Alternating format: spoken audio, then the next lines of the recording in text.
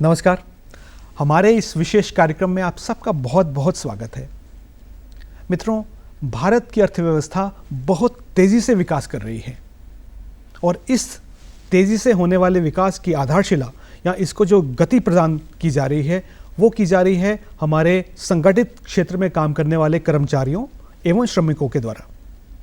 भारत का यह आर्थिक विकास इसी प्रकार से चलता रहे, इसी प्रकार से बढ़ता रहे, इसको सुनिश्चित करने के लिए बहुत आवश्यक है कि श्रमिक वर्ग की अधिकारों, उनके हितों और एवं उनके स्वास्थ्य की सुरक्षा को सुनिश्चित किया जा सके। भारतीय संविधान ने भी इस महत्वपूर्ण पक्ष को पहचाना है और इसीलिए directive principle of state policy के आर्टिकल 39, 42 और 43 में लेबर वेलफेयर, लेबर पार्टिसिपेशन को बढ़ावा, इन सब बातों पर बल दिया गया है और भारत के लेजिस्लेचर को, भारत की सरकार को यह निर्देश दिया गया है कि वो इसको सुनिश्चित करें।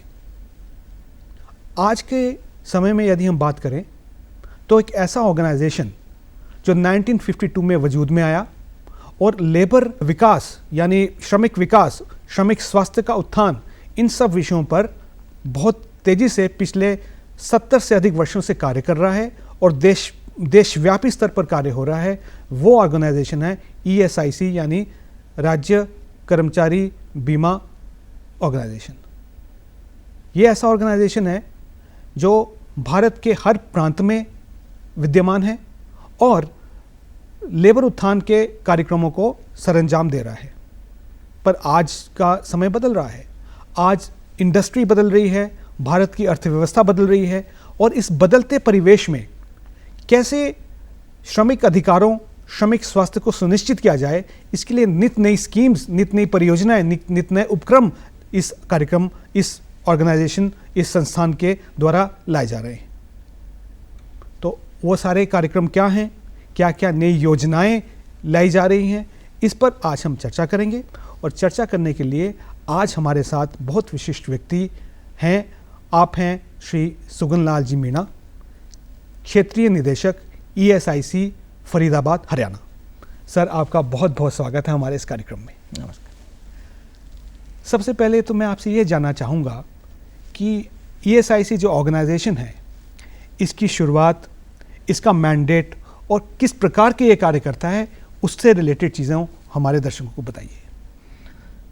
ESIC कर्मचारी राज्य बीमा निगम, श्रम एवं रोजगार मंत्रालय, भारत सरकार के अधीन एक संगठन है जो संगठित क्षेत्र में कर्मचारियों को सामाजिक सुरक्षा प्रदान करता है। सामाजिक सुरक्षा में संपूर्ण चिकित्सा सुविधाएं, जो भी कर्मचारी ESIC में रजिस्टर्ड होते हैं उनको और उनके आश्रित जनों को संपूर्ण चिकित्सा सुविधाएं प्रदान की जाती हैं जी। उसके अलावा जब कोई बीमारी की स्थिति में वो बीमार होते हैं और वो एम्प्लॉयर ड्यूटी पर नहीं जा पाते तो उनके वेतन का 70% ESIC उनको बीमारी हितलाभ के रूप में प्रदान करती है। जहाँ कुछ लंबी टाइम की बीमारियाँ हैं, 34 बीमारियाँ ऐसी सेलेक्ट की गई हैं जो लॉन्ग टर्म चलती हैं, तो उनमें जब तक वो फिट नहीं होता, जैसे TB है, कैंसर है, कुछ इस टाइप की हैं जो लंबे समय तक चलती हैं, तो उनमें उनकी सैलरी का 80% तक उनको विस्तृत बीमारी हितलाभ भी हम प्रदान करते हैं जी। ऐसे ही अपंगता हितलाभ है। सपोज वो काम करते हुए एक्सीडेंट हो जाता है तो जब उसको 80% सैलरी का हम लोग जब तक वो फिट नहीं होता उसको प्रदान किया जाता है। उसी कड़ी में सपोज उसका कोई उंगली कट गया, उसका कोई हाथ कट गया, तो ऐसी स्थिति में उसको मेडिकल बोर्ड करवा के जितना उस % उसकी डिसेबिलिटी होती है उसको और लाइफ परमानेंट डिसेबलिमेंट बेनिफिट के रूप में पेंशन दी जाती है जी। जो कि पेंशन समय समय पर बढ़ती भी रहती है, जो कि महंगाई के अकॉर्डिंग चलता है। ऐसे ही सपोज काम करते हुए रोजगार चोट के कारण किसी की डेथ हो जाती है तो उनके वाइफ और बच्चों को 25 साल तक और वाइफ को ऑल लाइफ वो पेंशन प्रदान की जाती है। जो महिला कर्मचारी हैं जी, उनके लिए मैटरनिटी की स्थिति में 6 महीने का सवेतन अवकाश ईएसआईसी द्वारा प्रदान किया जाता है, उसको 6 महीने का वेतन ईएसआईसी प्रदान करता है। इसके अलावा भी कुछ सुविधाएं हैं, जैसे हमारे मेडिकल कॉलेज, पैरामेडिकल इंस्टीट्यूट हैं, नर्सिंग कॉलेज हैं, उनमें आईपी के, हम आईपी बोलते हैं बीमाकृत व्यक्ति, जो हमारे यहाँ रजिस्टर्ड होते हैं जी। उन एम्प्लॉयज़ के बच्चों के लिए हम वहाँ पर सीट रिजर्व किए हुए हैं, ईएसआईसी ने सीट रिजर्व किया है, जो बहुत ही नॉमिनल फीस पर, मतलब न के बराबर फीस पर उनको वहाँ उनको बच्चों को नहीं उनको डॉक्टर में एमबीबीएस में उनको एडमिशन दिया जाता है। जी। तो ऐसी फैसिलिटी हम प्रोवाइड जी। अच्छा, अब बहुत सारी स्कीम्स चल रही हैं। अब स्कीम पर बात करने से पहले एक बड़ा ही महत्वपूर्ण प्रश्न कई बार बहुत सारे लोग पूछते हैं, वो ये है कि देशव्यापी संस्थान है, एक प्रदेश में बहुत सारे डिस्ट्रिक्ट्स होते हैं, और ये कैसे आपका ऑर्गेनाइजेशन, आपका संस्थान ये सुनिश्चित करता है कि क्या क्या मानदंड हैं जिसके आधार पर एक किसी राज्य के एक किसी क्षेत्र में ESIS हॉस्पिटल खोला जाए, तो उसका क्या मानदंड है? उसके लिए वो होता है जहाँ 25,000 से ज़्यादा जिस क्षेत्र में कर्मचारी हों, 25 किलोमीटर के एरिया में जी, तो वहाँ एक हॉस्पिटल 100 बेडेड हॉस्पिटल बनने के लिए या 50 बेडेड हॉस्पिटल नॉर्म्स हैं, उसके अकॉर्डिंग उसका वो करता है। जैसे फरीदाबाद में, हरियाणा में मेडिकल कॉलेज है, जी, गुड़गांव में हॉस्पिटल है, मानेसर में डिस्टेंस ज़्यादा नहीं है लेकिन मानेसर में भी हॉस्पिटल है जी। इधर पानीपत, जगाधरी, फरीदाबाद में एक सेक्टर 8 में और हॉस्पिटल है। तो ऐसे हमारे यहाँ 7 हॉस्पिटल मेडिकल कॉलेज हरियाणा में चल रही जी। अब हाल फिलहाल में एक बड़ी ही महत्वपूर्ण, बड़ी ही आवश्यक एक परियोजना नई चलाई जा रही है, स्प्री करके, scheme for promotion of registration of employees and employers. तो ये जो स्कीम जिसका काफ़ी आजकल प्रचार प्रसार हो रहा है, इसके बारे में बताइए, क्या स्कीम है? जो ESI स्कीम है, ESI एक्ट संसद द्वारा पारित एक्ट है, और जिन नियोक्ताओं के पास 10 या उससे ज़्यादा कर्मचारी होते हैं उनको ESI के तहत रजिस्ट्रेशन आवश्यक है, और उनको अपने कर्मचारियों को भी रजिस्ट्रेशन करवाना ज़रूरी होता है। सब प्रोसेस ऑनलाइन है जी। तो वो रजिस्ट्रेशन उनको फिर अपने एम्प्लॉयज़, इसमें सिर्फ वो एम्प्लॉयज़ कवर्ड होते हैं जिनकी सैलरी 21,000 रुपये तक है, उन पर 0.75% एम्प्लॉयज़ का कंट्रीब्यूशन होता है और 3.25% एम्प्लॉयर का कंट्रीब्यूशन होता है, और 4% कंट्रीब्यूशन एम्प्लॉयर ऑनलाइन ESI को एवरी मंथ डिपॉजिट करता है। अब वो रजिस्ट्रेशन यदि उसने डिले किया, उसको अगले महीने की 15 तारीख तक डिपॉजिट करना आवश्यक है जी। यदि वो उसमें देरी करता है तो उस पर ब्याज भी लगता है और उसमें हर जाने की पेनल्टी का भी प्रावधान है। बहुत सारे नियोक्ता किन्हीं कारणों से वो छूट गए हैं जो ESI में, जिन्होंने रजिस्ट्रेशन नहीं करवाया है। अब जब इनका हमको मालूम लगता है, कहीं से लिस्ट आती है, हम चेक करते हैं लेबर डिपार्टमेंट से, एजुकेशन डिपार्टमेंट से, कि ये एम्प्लॉयर अभी तक आपके यहाँ रजिस्टर्ड नहीं है, तो उसका पिछले 5 साल तक का हम रिकॉर्ड जांच करते हैं। यदि उसका कवरेज पीछे है, 10 आदमी उसके 5 साल पहले हो गए या 4 साल पहले हो गए, तो उसको उस पूरी अवधि का कंट्रीब्यूशन 4% का जो दर है वो कंट्रीब्यूशन उसको पेमेंट करना पड़ता है। उस पर ब्याज भी लगता है जी, 12% पर एन्यूम ब्याज भी है, और पेनल्टी भी उस पर होता है जी। तो एक बार नियोक्ता छूट गया तो वो थोड़ा अवॉइड भी करता है, जाने अनजाने जी, वो अपने उसको रजिस्टर नहीं करता है। तो उसमें ना तो वो कर्मचारियों को जो वहाँ सर में काम कर रहे हैं उनको सामाजिक सुरक्षा प्रदान की सुविधा से नहीं मिल पाती, और एम्प्लॉयर भी डरता है। तो स्प्री जो स्कीम कर्मचारी राज्य बीमा निगम लाया, माननीय हमारे श्रम मंत्री मांडवीय जी का ये एक मिशन है, जो भारत को कि उद्योगों का, इंडस्ट्रीज़ का, एम्प्लॉयर का सिर्फ उस पर ध्यान रहे कि वो अपने प्रोडक्शन पर ध्यान दें, अपने काम पर, बिजनेस पर ध्यान दें। तो वो अब तक की पूरी छूट उनको देने के लिए कि इसमें आप रजिस्ट्रेशन करवाइए, आपका पिछला रिकॉर्ड जांच नहीं किया जाएगा जी, आपका पिछला कंट्रीब्यूशन नहीं मांगा जाएगा। तो ये एम्प्लॉयर को और एम्प्लॉयज को रजिस्ट्रेशन करने के लिए प्रमोट करने की ये स्कीम। जी, पर बहुत सारे नियोक्ताएं ऐसे भी होंगे जिन्होंने अभी तक इसमें रजिस्ट्रेशन नहीं कराया है, जबकि वो इसके पात्र हैं, तो उन सब लोगों के लिए कैसे ये स्कीम फ़ायदेमंद है? उनको यही है कि वो अभी रजिस्ट्रेशन कर लें। जी, जिस डेट से वो अपना रजिस्ट्रेशन कर लेंगे वो ही डेट उसका फाइनल मान लिया जाएगा। उससे पहले के कोई ना तो उसका रिकॉर्ड का इंस्पेक्शन किया जाएगा, ना उससे पिछला अंशदान जो कंट्रीब्यूशन मांगा जाएगा, और ना ही उस पर ब्याज, क्योंकि कंट्रीब्यूशन ही नहीं मांगा जाएगा तो ब्याज भी नहीं लगेगा। जी, और पेनल्टी भी नहीं लगेगी।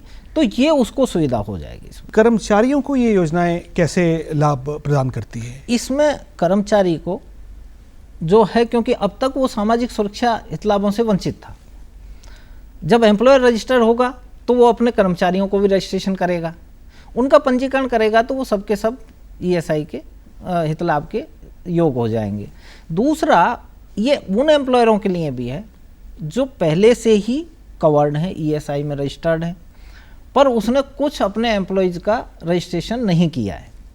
उस स्थिति में भी जब इंस्पेक्शन होते हैं और वो पता लगता है कि 10 आदमी या 5 आदमी या कोई ये इतने एम्प्लॉयज़ पहले से काम कर रहे थे, पहले काम किया था, पर उन्होंने कंट्रीब्यूशन, एम्प्लॉयर ने रजिस्ट्रेशन नहीं किया, तो उस पर भी कंट्रीब्यूशन लिया जाता था। जी, अभी यदि वो उन एम्प्लॉयज़ को जो ऑलरेडी रजिस्टर्ड है, मान लीजिए कोई छूटे हुए एम्प्लॉयज़ हैं, उनका भी रजिस्ट्रेशन कर देता है, तो जिस दिन से वो रजिस्ट्रेशन करेगा उसी से मान लिया जाएगा और उसके संदर्भ में भी पिछला कंट्रीब्यूशन नहीं मांगा जाएगा। तो वो कार्मिकों के लिए भी जो संगठित क्षेत्र में काम कर रहे हैं उनके लिए फायदेमंद। जी, जो कोई नया नियोक्ता है जो इस स्कीम के बारे में अभी उतना उसको ज्ञान नहीं है, तो कैसे इसमें पंजीकृत अपने आप को करवा सकता है? एम्प्लॉयर का हमारा पूरा ऑनलाइन प्रोसेस है। वो ESIC की साइट पर जाके esic.nic.in, MCA की साइट पर जाके, या श्रम मंत्रालय के श्रम सुविधा पोर्टल उसकी साइट पर जाके वो अपना ऑनलाइन रजिस्ट्रेशन कर सकते हैं। वो फेसलेस है, अपना रजिस्ट्रेशन खुद करके अपना रजिस्ट्रेशन प्राप्त कर सकते हैं, और उसी में पोर्टल पर जाके ही वो अपने एम्प्लॉयज़ का, ESI के पोर्टल पर जाके वो अपने एम्प्लॉयज़ का भी रजिस्ट्रेशन कर सकते हैं। यदि कोई जानकारी है तो हमने टोल फ्री नंबर भी एक ऑल इंडिया का ESIC का है, 1800-112526, उस पर भी बात करके जानकारी ले सकते हैं। हमारी ESI की साइट पर जाके भी जानकारी ले सकते हैं। दूसरा, हमने क्षेत्रीय कार्यालय फरीदाबाद में हरियाणा के लिए जी एक सुविधा केंद्र ओपन किया हुआ है। कोई भी व्यक्ति वहाँ जाके भी अपना ले सकता है। हमारे 19 ब्रांच ऑफिस हैं हरियाणा में। उन ब्रांच ऑफिसों में जाके, जिस क्षेत्र का में एम्प्लॉयर है उस क्षेत्र में ही ब्रांच ऑफिस में जाके, वहाँ भी ब्रांच मैनेजर से या ब्रांच ऑफिस में जाके वो कर सकता है। हमारा सुविधा केंद्र जो क्षेत्रीय कार्यालय का, उस पर टेलीफोन नंबर भी हमने दिया हुआ है, और उसके माध्यम से बात करके भी वो इसकी जानकारी ले सकते हैं। तो यानी बहुत सारे माध्यम ऐसे हैं, यदि कोई नया व्यक्ति, कोई नया नियोक्ता इस स्कीम का लाभ उठाना चाहे तो बहुत सारे माध्यम ऐसे हैं, इंटरनेट के माध्यम से, फ़ोन के माध्यम से, या खुद जाकर वहाँ संपर्क करने के माध्यम से इस प्रकार का कार्य कर सकता है। अब इस योजना से जुड़ी हुई एक और बड़ा महत्वपूर्ण प्रश्न है कि इसकी जो कवरेज की जो तिथि है वो क्या रहेगी, यानी इस योजना के कब से ये योजना लागू हुई मानी जाएगी, और क्या पिछली अवधि के लिए भी कुछ क्या बकाया या उसके लिए लाभ कुछ लागू इस पे होंगे? नहीं, इसमें जैसे मैंने बताया, यही इसमें फ़ायदा है कि जिस नियोक्ता जिस दिन से अपना रजिस्ट्रेशन कर लेगा, जो रजिस्ट्रेशन की तिथि उसने घोषित कर दी, वो ही तिथि उसकी रजिस्ट्रेशन की तिथि मान ली जाएगी। पिछला कोई बकाया नहीं, उससे वसूला नहीं जाएगा, कोई ब्याज नहीं लिया जाएगा, तो कोई रिकॉर्ड नहीं देखा जाएगा। ऐसे ही जो अपने कर्मचारी का भी जिस तिथि से उसने दिखा दिया, भले ही वो कब से काम कर रहा है, उस तथ्य पर नहीं जाया जाएगा, और जिस दिन उसने उसका डेट ऑफ अपॉइंटमेंट शो किया उसी दिन से उसको अपॉइंटी मान लिया जाएगा। और इस योजना के पंजीकरण की अंतिम तिथि क्या निर्धारित की गई है?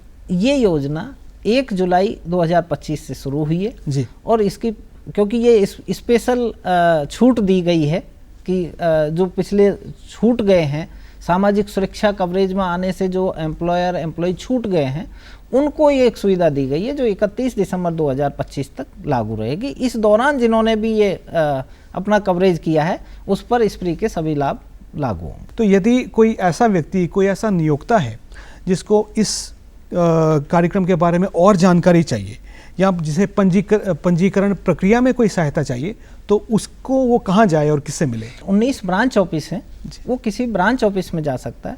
हमारे फरीदाबाद में क्षेत्रीय कार्यालय है सेक्टर 16 में, करनाल में सब रीजनल ऑफिस है, गुड़गांव का सब रीजनल ऑफिस है, वो वहाँ पर जा सकते हैं और हमारे टोल फ्री नंबर से भी वो ले सकते हैं। ESI की वेबसाइट esic.nic.in उस पर जाके भी वो अपना उसके बारे में पूरी जानकारी प्राप्त कर सकते हैं। जी, एक और बड़ी महत्वपूर्ण स्कीम जो ESIS लागू कर रहा है और जिस पर काफ़ी बातें हो रही हैं वो है एमनेस्टी 2025।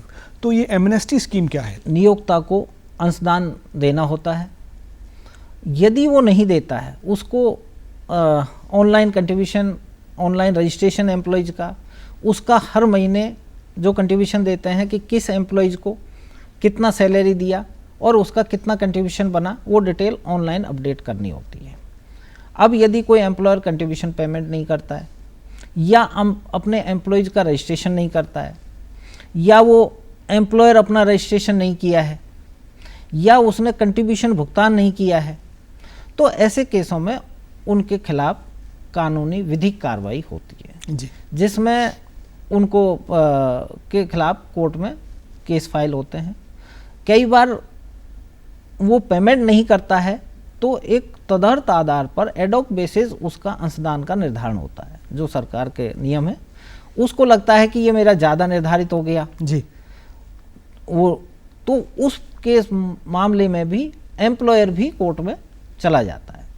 तो एमनेस्टी स्कीम के तहत भारत सरकार जो ESIC है, कर्मचारी राज्य बीमा निगम, वो एक सुविधा एम्प्लॉयर को लाया है कि आप कोर्ट के बाहर हम केसों को सेटल कर लेते हैं। जी, बहुत 10 साल तक 5 साल तक केस चलते रहते हैं, एम्प्लॉयर भी परेशान रहता है, तो उसको आउट ऑफ कोर्ट विवाद से समाधान की ओर जी, उद्देश्य के साथ वो लागू कर रहे हैं।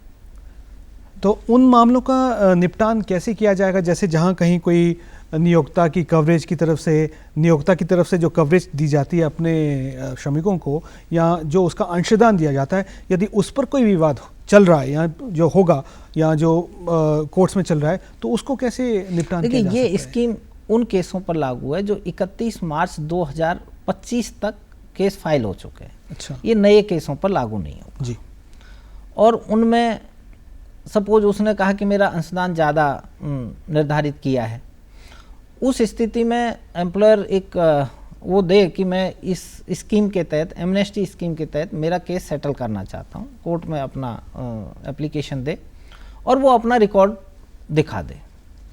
अपना रिकॉर्ड तो एक्चुअल बेसिस जो उसके रिकॉर्ड के अकॉर्डिंग उसके अटेंडेंस रजिस्टर, सैलरी रजिस्टर, जो भी बैलेंस शीट में जो सैलरी डाली है उसके बेस पर उसका निर्धारण हो जाएगा वास्तविक आधार पर। और वो वास्तविक आधार पर यदि कंट्रीब्यूशन भर देता है, इंटरेस्ट भर देता है, ब्याज भर देता है, तो उस पर कोई जुर्माना नहीं लगाया जाएगा, उसका हर्जाना माफ़ कर दिया जाएगा। दूसरे तरह के केस हैं, सपोज उसके पास कह रहा है कि मेरा 10 साल से केस चल रहा है जी, और मेरे पास रिकॉर्ड नहीं है जी, तो उसका अल्टरनेटिव कुछ रिकॉर्ड है, जैसे इनकम टैक्स में वो फाइल करता है, रिटर्न फाइल करता है। EPF में सपोज वो रजिस्टर है, वो कह रहा है मैंने देखो EPF में भी इतने एम्प्लॉयज का कंट्रीब्यूशन, तो अल्टरनेट रिकॉर्ड भी यदि वो प्रोड्यूस करता है तो उसके बेस पर भी वास्तविक आधार पर असेस करके वो किया जाता है। और पुराना केस है और लगता है कि मेरे पास तो कुछ भी रिकॉर्ड नहीं है, तो जो ऑलरेडी असेसमेंट हो रखा है उसका 30% भर के और वो उस पर इंटरेस्ट पेमेंट करके 30% पर ही यदि वो एग्री होता है तो भी उसको केस को सेटल किया जा सकता है और उसमें उससे कोई हर्जाना नहीं लिया जाए। अब इसके अलावा एक और बड़ी महत्वपूर्ण योजना जो सरकार द्वारा चलाई जा रही है वो है प्रधानमंत्री विकसित भारत रोजगार योजना। तो इस योजना के क्या प्रावधान हैं और आपका संस्थान इस योजना से कैसे जुड़ा हुआ है? एक्चुअली प्रधानमंत्री विकसित भारत योजना ये रोजगार को बढ़ावा देने के लिए, नया रोजगार सृजित हो उसको प्रोत्साहन देने के लिए एक योजना है जी। इसका कोऑर्डिनेशन ईपीएफओ को दिया गया है, जो श्रम एवं रोजगार मंत्रालय का एक दूसरा संगठन है, कर्मचारी भविष्य निधि संगठन। इसमें जो भी नए कर्मचारी जुड़ते हैं तो नए कर्मचारी जुड़ने पर उनको एक 7,500, 6 महीने में 7,500, टोटल 15,000 रुपये इंसेंटिव देने का प्रोविजन है। यदि कोई नया कर्मचारी जुड़ता है और वो 6 महीने तक काम करता है, उसकी सैलरी तो एम्प्लॉयर देगा, लेकिन 6 महीने तक यदि वो काम करता है तो उसको 7,500 रुपये डीबीटी के थ्रू भारत सरकार उसके अकाउंट में डालेगी। और 1 साल तक वो लगातार काम करता है तो 15,000 रुपये तक उसको वो दिया जाएगा। जी। और इसका ये जो इतनी अच्छी, इतनी महत्वपूर्ण योजना सरकार द्वारा चलाई जा रही है, तो इस योजना का एक तो ये बताएं कि लक्ष्य क्या है और इसका सृजन क्यों हुआ और किस प्रकार के रोजगार इससे जो है उभरेंगे जिसमें बाकी लोगों को एम्प्लॉयमेंट मिलेगी। देखिए, एक्चुअली एम्प्लॉयर्स का एक डिमांड रहता है कि उनके पास एम्प्लॉयज़ रुकता नहीं है, कोई दूसरी जगह चला जाता है। तो भारत सरकार ये कोशिश कर रही है कि कम से कम 1 साल तक, क्योंकि एम्प्लॉयज़ को जो सैलरी मिल रही है उसमें 15,000 उसको एक्स्ट्रा मिल सकता है जी। तो वो तब तक 1 साल तक काम करें। ऐसे ही एम्प्लॉयरों को भी प्रोत्साहित किया जा रहा है कि वो अपने यहाँ नए रोजगार दें, तो उनको भी उनकी सैलरी के हिसाब से, जैसे 10,000 रुपये किसी की सैलरी है तो 1,000 रुपये तक, 10 से 20,000 है तो 20,000 रुपये तक, और 20,000 से 1,00,000 रुपये तक सैलरी है तो उसको 3,000 रुपये पर मंथ पर एम्प्लॉयज़ पर मंथ एम्प्लॉयर को भी इसमें इंसेंटिव दिया जाएगा, जो 2 साल तक एम्प्लॉयर को दिया जाएगा। और मैन्युफैक्चरिंग सेक्टर में इसको 4 साल तक लागू करना है। इस साल के बजट में भारत सरकार में इसने 99,446 करोड़ रुपए का प्रावधान किया गया। जी। प्रधानमंत्री विकसित भारत रोजगार योजना है। अब इस योजना के अंतर्गत जो पहली बार वर्कफोर्स में व्यक्ति आ रहा है, पहली बार जो काम करने जा रहा है और जो नियोक्ता है, उन दोनों के लिए क्या क्या अलग प्रोत्साहन इसमें जोड़े जा रहे हैं ताकि दोनों का उत्थान हो? 2 भाग हैं इसके। एक भाग है जो एम्प्लॉयज़ को देना है जी, जो एम्प्लॉयज़ को जैसे 6 महीने में 7,500 रुपये, नेक्स्ट उसमें मतलब 15,000 तक एम्प्लॉयज़ को देना है। और एम्प्लॉयर को भी पर एम्प्लॉयज़ सैलरी के बेस पर मतलब मैक्सिमम 3,000 पर एम्प्लॉयज़ तक 2 साल तक उसको भी प्रोत्साहन राशि कि वो नए एम्प्लॉयज़ अपने यहाँ नियोजित करे, उसके लिए उसको दिया जा रहा है जी। इसमें 3.5 करोड़ रोजगार देने का 2 साल में भारत सरकार ने लक्ष्य निर्धारित किया। हरियाणा की अगर हम बात करें, फरीदाबाद की आपने बात की, फरीदाबाद एक इंडस्ट्रियल हब है, सबसे ज़्यादा पॉपुलेशन डेंसिटी भी फरीदाबाद में ही पाई जाती है हरियाणा प्रदेश में। और यहाँ जो काम करने वाले लोग हैं वो उड़ीसा से, छत्तीसगढ़ से, बिहार से, तो उस प्रकार से अविकसित जो कुछ क्षेत्र हैं वहाँ से आते हैं। जो ऐसा तबका, जो श्रमिक वर्ग है जिनकी संख्या बहुत ज़्यादा है परंतु उनके पास इस प्रकार की कोई जानकारी लेने का कोई माध्यम नहीं है, उनको अवेयर करने के लिए, उनको सजग करने के लिए आपका ऑर्गेनाइजेशन किस प्रकार के कदम उठाता है? देखिए, हम हरियाणा में काफ़ी जो क्लस्टर हैं जहाँ आईपी पॉपुलेशन ज़्यादा है, जहाँ पर फैक्ट्रीज हैं, इंडस्ट्रीज में अवेयरनेस कैंप भी लगाते हैं जी। उसमें पंपलेट भी हम लोग उनको वितरित करते हैं, अवेयर भी करते हैं पंपलेट के माध्यम से भी। और अभी हरियाणा में रिसेंटली हमने एक ऐसा पंपलेट डेवलप किया है, जितने भी बेनिफिट जो मैं आपको सामाजिक सुरक्षा पर बता रहा था, उसमें उनके बेनिफिट के बारे में विस्तृत रूप से लिखा हुआ है और उसके आगे QR कोड भी दिया है। यदि कोई वो चाहे तो उससे संबंधित वो वीडियो देख के, जैसे कोई पढ़ने में उतना अच्छा नहीं समझ पाया है लेकिन उसका QR कोड यदि वो स्कैन करते हैं या किसी के माध्यम से बच्चे से करवा सकते हैं तो उसके बारे में पूरा वीडियो भी उसको वो आ जाए। हर स्कीम के बारे में, हर बेनिफिट के बारे में वो दिया हुआ है। साथ ही उसमें एक और QR कोड दिया है कि हरियाणा में ESI के कार्यालय, उस स्थिति में कि मेरे पास कौन सा ब्रांच ऑफिस है, क्योंकि उसको नगद हित लाभ लेने के लिए ब्रांच ऑफिस से अप्रोच करना पड़ सकता है, या डिस्पेंसरी कौन सी है, उनकी सभी की गूगल लोकेशन खुलती है जी। वो जहाँ भी जाना चाहता है वो कि मेरे नियरेस्ट ये ब्रांच ऑफिस है, वो उस पर क्लिक करेगा जी। करे तो उसको गूगल एड्रेस भी मिलेगा और इवन उसको एग्जैक्ट गूगल लोकेशन से वो उस स्थान पर पहुंच सकता है जी। और इसी से जुड़ा हुआ एक अंतिम प्रश्न मैं आपसे करना चाहूँगा।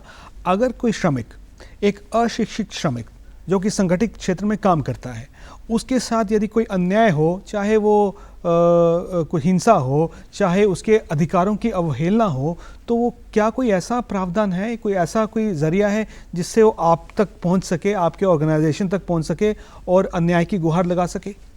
देखिए, सामाजिक सुरक्षा अधिकारी जहां ESI स्कीम के संदर्भ में है, उस स्थिति में यदि कोई वो हमको कोई शिकायत देता है हमारे किसी भी ब्रांच ऑफिस में, जैसे मैंने कहा ईमेल से या रीजनल ऑफिस, सब रीजनल ऑफिस में, कि मैं यहाँ नियोजित हूँ इस एम्प्लॉयर के यहाँ और ये मेरा ESI डायरेक्ट नहीं करता है, या मुझे एक्सीडेंट हो गया और मेरा एक्सीडेंट रिपोर्ट नहीं भरा, तो हम उसकी एम्प्लॉयर के यहाँ जाके जांच करते हैं। उसकी उपस्थिति भी वहाँ पर होती है क्योंकि एंट्री करता है और वो रिकॉर्ड मिलता है, तो फिर हम उसकी जांच करके उसको बेनिफिट दिलाते हैं। जी। तो हमने देखा कि किस प्रकार से ESIS ऑर्गेनाइजेशन कर्मचारियों के हित में, श्रमिकों के हित में निरंतर कार्य कर रहा है और बदलते परिवेश में नई नई स्कीम्स ला रहा है, जिससे एम्प्लॉय यानी काम करने वाला और एम्प्लॉयर यानी नियोक्ता दोनों का लाभ हो। एक श्रमिक, एक कर्मचारी उद्यम करता है, परंतु अगर उसके मन में ये विचार हो कि सरकार उसके पीछे है, सरकार उसके हितों की रक्षा कर रही है, तो वो दुगनी गति से कार्य करेगा और भारत भी दुगनी ही गति से आगे अपने लक्ष्य को प्राप्त करेगा। सर, आप हमारे इस कार्यक्रम में आए, आपने इतनी महत्वपूर्ण जानकारी लोगों तक पहुंचाई, इसके लिए आपका बहुत बहुत धन्यवाद। धन्यवाद।